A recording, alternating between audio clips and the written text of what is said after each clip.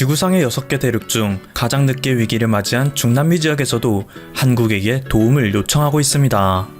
지난 20일 아르헨티나 현지 언론에 따르면 한국과 아르헨티나 정부 관계자들이 화상회의를 거쳐 이번 사태에 대한 대응법을 공유했다고 하는데요.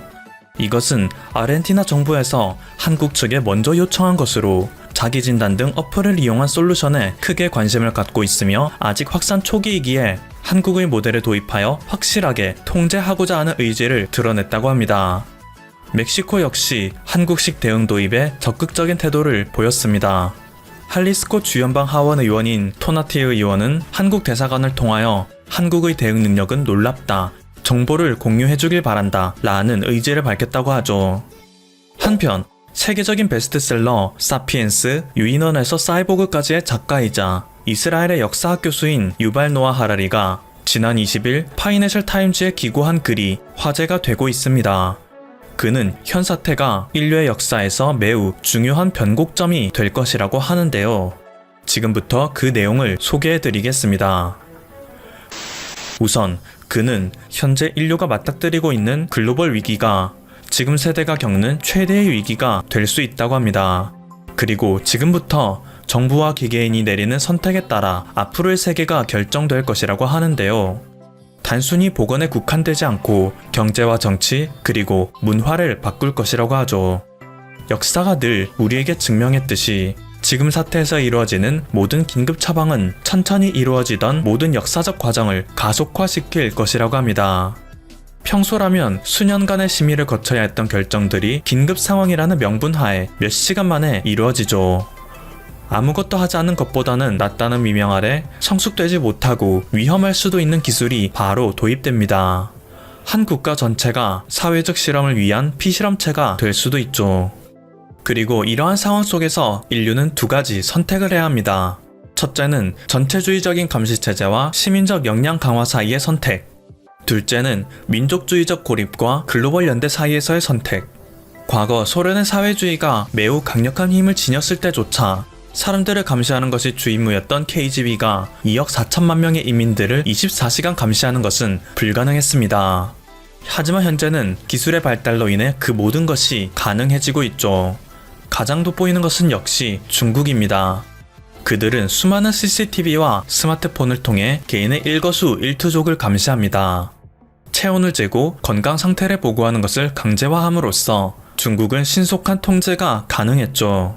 과거에는 근접 감시에 불과했던 것이 이제는 밀착 감시로 진화했기에 가능한 것이죠. 만약 이 모델이 가장 효율적이고 성공적인 것으로 판명된다면 앞으로 세계는 점점 중앙정부의 감시체제를 정당화할 것입니다. 이게 가장 무서운 점인데요.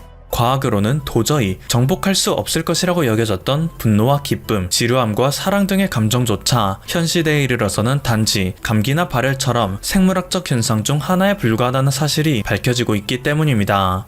정부가 우리의 생체 정보를 대량으로 수집하는 것이 당연해진다면 그들은 우리가 스스로를 아는 것 이상으로 우리를 더 잘 알 수 있게 됩니다.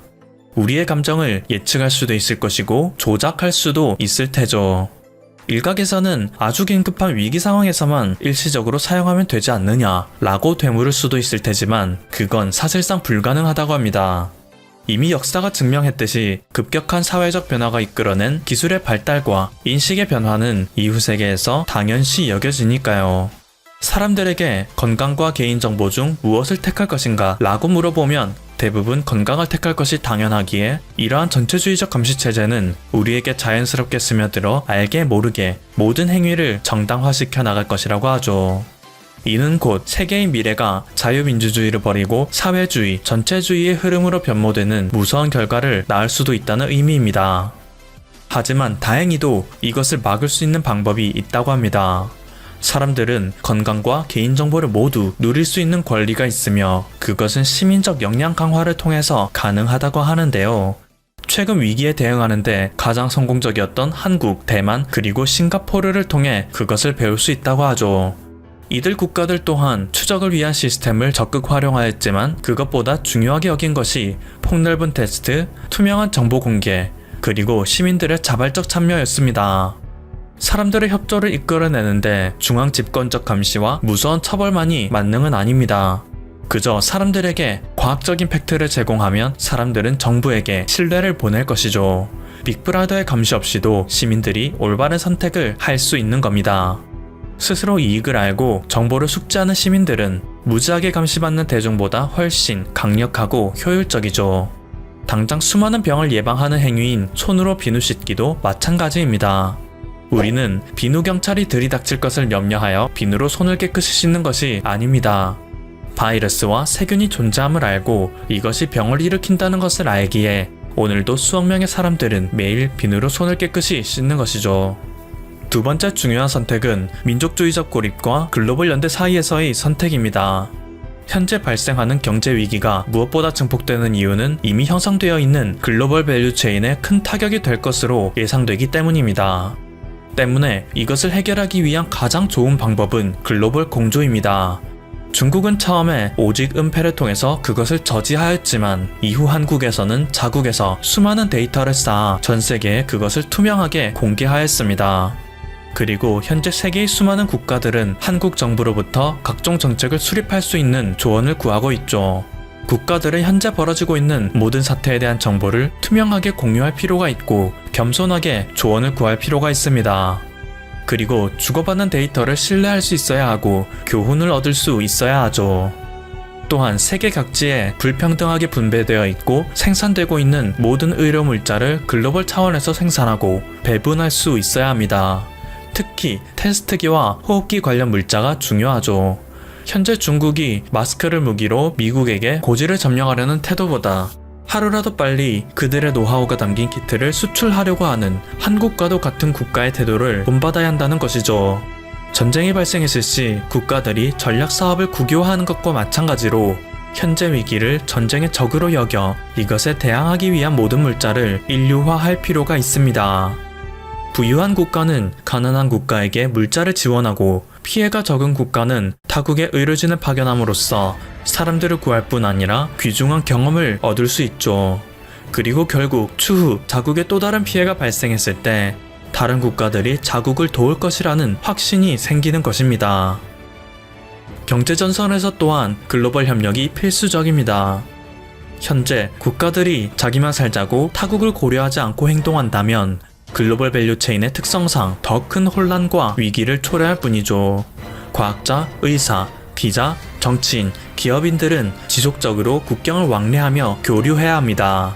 때문에 최소한의 국경은 개방하는 것이 옳은 선택이라고 할 수 있죠. 하지만 이들 간에도 자발적인 감시체제와 신뢰는 중요하기에 여행자들은 자신의 동선을 스스로 스크리닝하고 보고하는 체제를 마련하는 것이 옳죠. 여기서 또다시 한국의 어플 활용을 본받을 수 있을 것으로 보입니다. 이것만 상호 신뢰를 통해 제대로 확립이 된다면 이들을 받아들이는 국가 역시 안심하고 수용할 수 있습니다. 2008년과 2014년 위기 당시 미국은 스스로 글로벌 리더의 역할을 자임했습니다. 하지만 현재 미국 정부는 미국의 위대함만을 강조하며 인류 전체의 미래는 다소 간과하는 행동을 보이고 있죠. 유럽발 입국 금지를 선언했을 때에도 그들과 한마디 상의도 하지 않았으며 백신을 개발하는 독일의 제약회사에는 10억 달러를 건네며 독점 계약을 시도했다는 정황이 포착되었습니다. 세계 1위 국가가 이렇게 독단적인 노선을 취해왔으니 최근 들어 글로벌 리더로서의 행동을 어느 정도 보여도 이를 따르는 국가들이 몇 없는 것이죠.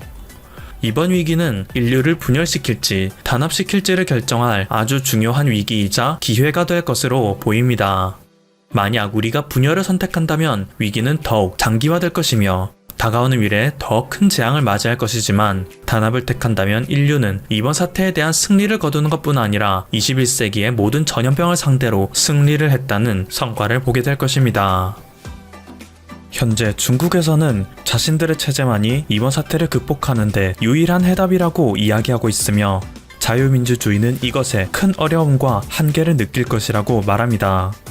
때문에 일각에서는 이 모든 것이 중국의 소행이라는 의견도 있으며 자유주의의 선봉에서 모범을 보여야 할 미국이 늑장 대응으로 인해 큰 피해를 보고 있는 현실을 비판하는데요. 대한민국은 뒤늦게 자유민주주의를 받아들여 그 성숙함이 덜하다는 선입견이 있었음에도 불구하고 최근 사태에 대해서는 그 어느 나라보다도 투명한 대응과 시민들의 자발적인 참여를 통해 자유진영에서도 얼마든지 효과적인 대응이 가능하다는 모범과 희망의 사례가 되고 있습니다. 지금까지 퍼플튜브였습니다. 여러분의 구독과 좋아요 그리고 알림 설정은 콘텐츠 제작에 큰 힘이 됩니다. 감사합니다. 미국 대선 결과에 많은 나라들이 촉각을 곤두세우고 있습니다. 특히 다급한 나라는 대만이 아닐까 싶습니다. 대만의 차이 잉원 총통은 트럼프 대통령과의 긴밀한 관계를 중요시해왔습니다. 덕분에 미국으로부터 다량의 무기를 획득할 수 있었습니다. 최근 대만 총통은 자신의 페이스북에 이런 글을 올렸습니다. 미국 대선 결과가 어떻게 나오든 변하는 건 없습니다. 차이 총통이 자신하는 이유는 대만 정부가 미 행정부와 상하원, 양대 정당 싱크탱크와도 긴밀한 관계를 맺고 있기 때문이라고 합니다. 따라서 누가 당선되더라도 미국과의 돈독한 관계는 바뀌지 않을 거라는 것이죠. 자, 그런데 차이 총통의 발언은 사실일까요? 글로벌 전문가들은 대부분 부정적인 입장입니다. 총통의 발언은 자국민을 안심시키기 위한 것입니다. 외교부 장관 정도가 나서도 될 걸 총통이 직접 했다는 건 그만큼 다급하다는 의미입니다. 대만 현지에서는 바이든 후보의 당선이 유력하다는 소식에 불안감이 커지고 있습니다. 영국의 한 여론조사 기관의 설문 결과에 따르면 대만인 중에서 트럼프 대통령을 지지한 비율은 42%였습니다. 바이든 후보는 30%도 안 되었습니다. 트럼프 대통령은 중국을 견제하기 위해 대놓고 친대만 행보를 이어왔습니다. 미국의 친고위급 인사가 40여 년 만에 대만 땅을 밟았고 미국의 전략자산 무기 수출을 연이어 승인했습니다. 차이 총통이 트럼프 대통령과의 관계를 돈독히 한 건 일종의 승부수였습니다. 4년 전 트럼프 대통령이 대만 총통의 전화를 받은 이후 양국의 역사는 완전히 새로 써졌습니다. 두 사람의 대화는 미국의 대통령 당선인이 대만의 지도자와 직접 통화한 첫 사례입니다. 미국이 대만과의 공식 관계를 끊고 중국과의 관계를 정상화했던 1979년 이후 처음 있는 일이었죠. 통화가 이루어지자 아시아의 언론들은 대만 총통의 큰 승리였다며 대대적으로 보도했습니다. 두 사람의 관계는 4년 동안 꾸준히 좋았습니다. 상황이 이렇다 보니 대만은 이번 선거에서 트럼프 대통령을 적극 지지했습니다. 미국 주재 대만 대표부는 트위터로 트럼프를 지지하는 미우익 단체들의 글을 공유했습니다. 영부인 멜라니아의 선거 지원 유세 트윗도 리트윗했습니다. 그야말로 대놓고 지지한 것입니다. 이에 논란이 커지자 서둘러 내용을 삭제했습니다. 대만이 불안에 떨은 이유는 바이든 당선인이 미국 정치인 중 대표적인 친중파이기 때문입니다. 1979년 미국이 중국과 수교한 후 바이든은 상원 외교위원장을 두 차례나 지냈습니다. 그동안 덩샤오핑, 장쩌민, 후진타오, 시진핑까지 중국 지도자들을 모두 상대해보았습니다. 시진핑 주석과는 2011년 부통령일 때 여러 차례 회동을 한 적이 있습니다. 또한 바이든 당선인의 아들 헌터가 중국 기업과 연관돼 있다는 주장도 꾸준히 제기되고 있습니다. 참고로 둘째 아들인 헌터 바이든은 조 바이든의 최대 아킬레스건입니다. 2015년에 유부남이면서도 미망인이었던 형수 할리 바이든과 간통하고 심지어 조카에 해당하는 나탈리 바이든과近亲상간 의혹이 있었습니다. 그 외에도 많은 여성들과 부적절한 성관계를 맺은 것으로 알려져 있죠. 뿐만이 아닙니다. 미디어미 등 여러 가지 정치적인 논란이 또한 많습니다. 차이 잉원 총통이 소속된 민진당이 미국의 민주당 정부와 일해본 경험이 없다는 것도 대만의 불안 요소입니다. 버락 오바마 대통령 재임 당시의 대만 총통은 국민당의 마잉주였습니다. 미국 대선이 장기화되면서 혼란 시기를 틈타 중국이 대만을 침공할 가능성도 제기되고 있습니다. 시진핑 정권의 입장에서는 미국의 혼란이 기회의 장이 될지도 모릅니다. 중국의 대만 무력 통일 엄포는 실질적인 위협으로 다가와 있습니다. 중국은 대만 해협에서 연일 군사훈련을 벌이고 있습니다. 대만 역시 전시를 방불케 하는 군사훈련으로 맞대응하고 있습니다. 차이잉원 총통은 수시로 군부대를 방문하는 상황입니다. 그럼에도 전쟁 가능성이 크지는 않습니다. 이는 중국의 입장에서도 위험성이 너무 높은 도박이기 때문입니다. 따라서 군사적, 경제적, 심리적 압박으로 대만인들의 독립의지를 무너뜨리는 이른바 살라미 전술을 계속해서 쓸 것입니다.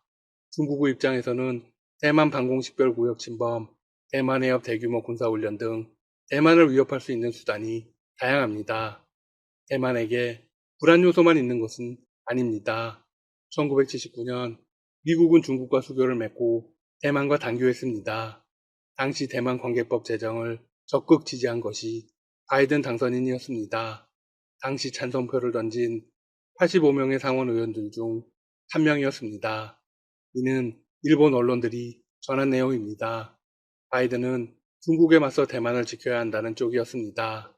바이든 당선인이 대만 관계법을 지지한 이유는 중국에 의해 대만이 점령당하면 미국의 안보 이익도 위태로워진다고 판단했기 때문입니다. 대만의 세계보건기구 WHO 옵저버 자격 참가를 지원한 것도 바이든 당선인이었습니다. 미국 내 강한 반중 정서도 중요한 요소입니다. 지난 7월 민주당은 정강을 발표했습니다. 정강에서는 20년 만에 하나의 중국 용어가 사라졌습니다. 중국의 이념을 더 이상 인정해주지 않겠다는 것입니다. 물론 이런 이유만으로 대만이 바이든 당선인에 의지할 수는 없습니다. 바이든 당선인은 지난 2000년 미 의회가 대만 안전보장 강화법을 심사했을 때 강력히 반대한 전력도 있기 때문입니다. 즉, 친대만 인사도 아닙니다. 전문가들은 트럼프 대통령과 바이든 당선인의 정책이 확연히 다를 것이라고 분석했습니다. 한 글로벌 정치 외교 전문가는 이렇게 말했습니다. 바이든은 중국이 분노할까봐 트럼프가 했던 강력 조치를 못할 것이다. 그는 중국과 발을 맞춰 나가는 것을 선호하는 지도자다. 최근 표현이 강해졌다고는 해도 중국 침공이 임박했다고 걱정하는 대만 국민 귀에는 그의 말이 전혀 들어오지 않는다. 네, 결론적으로 대만은 트럼프 대통령의 재집권을 간절히 바라고 있습니다. 한편 바이든 당선인보다는 국무장관이 누가 될 것인가가 더 중요하다고 언급하는 전문가들도 있습니다. 그는 트럼프 행정부가 통과시킨 대만이 친대만적인 정책 중 상당수는 외교 정책팀 사람들 때문이지 트럼프 자신은 그렇지 않았다고 말했습니다. 따라서 바이든 당선인이 임명하는 국무장관이 대만 경험이 있는지가 중요하다는 것입니다. 한편 트럼프 미국 대통령이 대선 결과에 승복하지 않은 가운데 내년 1월 취임식 전까지 막판 중국 괴롭히기에 집중할 수 있다는 관측이 나왔습니다. 언론들은 트럼프 대통령이 이미 악화한 미중 관계를 즉시 더 심각하게 만들 수 있는 카드는 대만이라고 전했습니다. 트럼프 대통령이 대만에 추가로 관리를 보내거나 대만과 자유무역 협상을 발표하고 군사협력을 강화하는 식으로 도발할 수 있다는 것입니다. 상황이 더 급박하게 돌아가네요. 한편 대만은 자신들을 지원해준 트럼프 대통령에게 통큰 선물을 해주기도 했습니다. 지난 5월 세계 최대 반도체 수탁 생산업체인 대만 TSMC는 미국 애리조나주에 최신 공장을 건설한다고 발표했습니다. TSMC 경영진을 차이잉원 총통이 직접 설득했다고 합니다. 8월에는 미국과 오랜 기간 현안이었던 미국산 돼지고기 소고기 수입 규제도 풀었습니다. 지금까지 닥터시사TV였습니다. 여러분 시청해주셔서 감사합니다. 구독과 좋아요 부탁드립니다.